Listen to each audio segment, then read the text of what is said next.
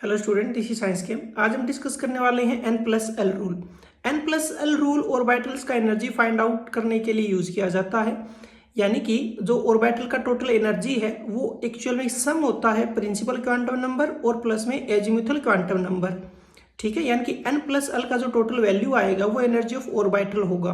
Clear. अब energy तो हम एक हिसाब से अबव प्रिंसिपल से भी वो डायरेक्ट सीरीज याद कर सकते हैं। फॉर एग्जाम्पल के लिए 1s 2s 3s ऐसे हम डायरेक्ट सीरीज याद कर सकते हैं। क्लियर।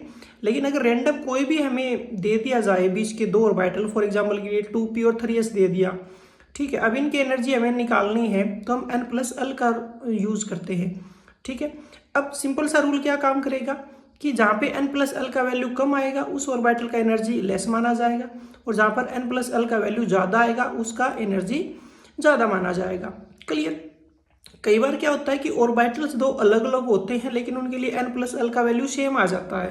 क्लियर। फॉर एग्जांपल अगर आप 2p और 3s को ध्यान से कैलकुलेट करोगे तो दोनों के लिए ही N+L का वैल्यू वो 3 आएगा। तो इन दोनों में से कौन सा लेस एनर्जी का है, कौन सा हाई एनर्जी का है, इसके लिए एक अलग पॉइंट हमें देखना होता है, वो होता है वैल्यू ऑफ n। यानी कि जिसमें वैल्यू ऑफ n छोटा होता है वो लेस एनर्जी का, और जिसमें वैल्यू ऑफ n बड़ा होता है वो हाई एनर्जी का।